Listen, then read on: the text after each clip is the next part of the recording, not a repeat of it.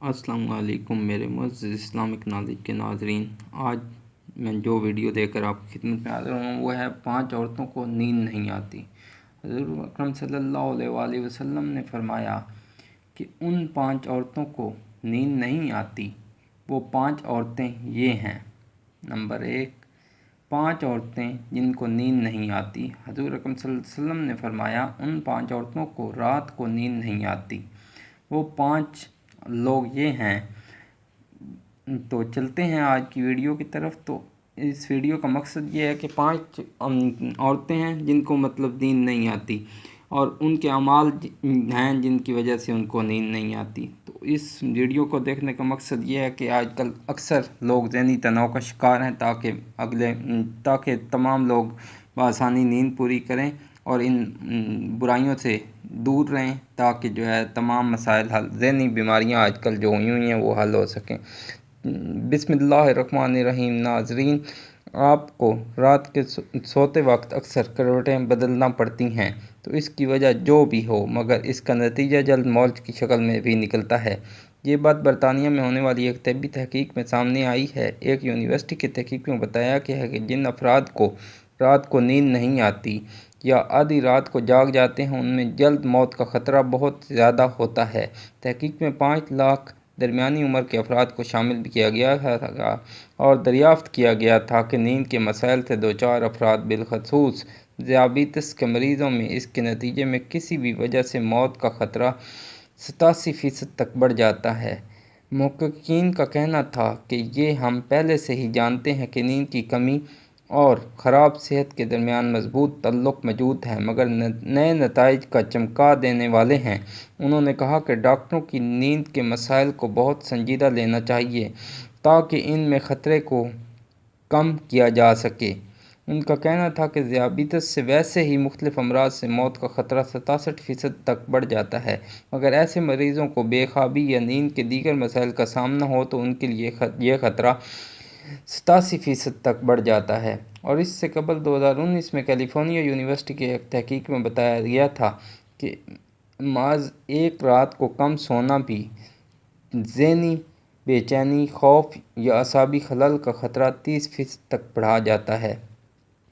اور جریدے general nature human beauties میں شائع تحقیق میں محققین کا کہنا تھا کہ ہم نے گہری نیند کا ایک نیا فائدہ دریافت کیا ہے جو رات بھر میں دماغی کنیکشن دوبارہ منظم کر کے ذہنی تشویش اور بے چینی کو کم کر دیتا ہے۔ نیند کی کمی سے ذہن بوجھل ہو جاتا ہے اور مختلف مسائل کا شکار ہو جاتا ہے، جبکہ زیادہ سونا اس حالت کو بہتر بناتا ہے۔ ناظرین، آئیے اب بات کرتے ہیں ان 5 عورتوں کی جن کو رات کو وقت نیند نہیں آتی۔ حضور اکرم صلی اللہ علیہ وآلہ وسلم نے فرمایا ان 5 عورتوں کو نیند نہیں آتی۔ جو 5 عورتیں کون سی ہیں، جاننے کے لیے ویڈیو کو مکمل ضرور دیکھیے گا۔ ناظرین، آئیے جانتے ہیں ایسی 5 عورتیں کون سی ہیں جن کے بارے میں حضور پاک نے فرمایا۔ نمبر 1، جو کسی کے قتل کا ارادہ کرتی ہو۔ قرآن پاک میں ارشاد ہے، اور جو شخص کسی مسلمان کو جان بوجھ کر قتل کرے تو اس کی سزا جہنم ہے، جس میں وہ ہمیشہ رہے گا، اور اللہ اس پر غضب نازل کرے گا اور لعنت بھیجے گا۔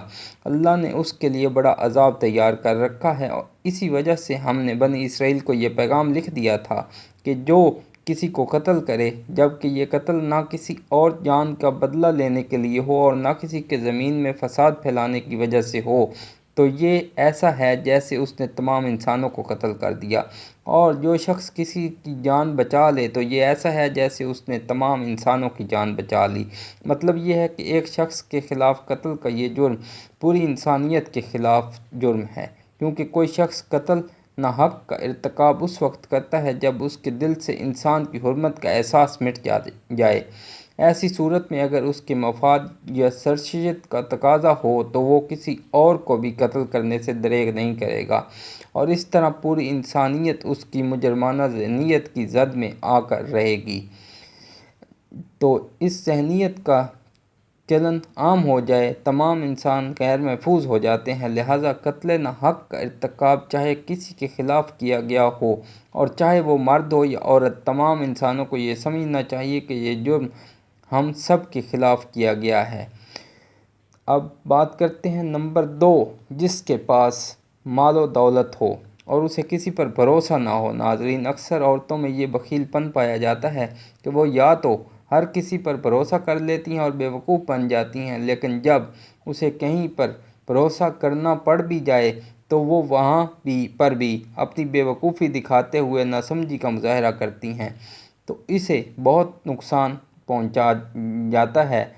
ناظرین، مرد ہو یا عورت، تاریخ کے ہر دور میں ایک سے بڑھ کر ایک دولت مند کرۂ ارض پر نمودار ہوا اور گردش ماہ وصال کے بعد مٹی کا ڈھیر بن گیا۔ اس کے باوجود حضرت انسان سمجھنے کے لیے تیار ہی نہیں۔ دولت کے انبار پانے کے بعد صرف پیغمبر اور اولیاء ہی استقامت پر کھڑے نظر آئے، ورنہ زیادہ تر دولت نے تو انسان کا دماغ خراب کیا اور انسان غرور کا شکار ہوا۔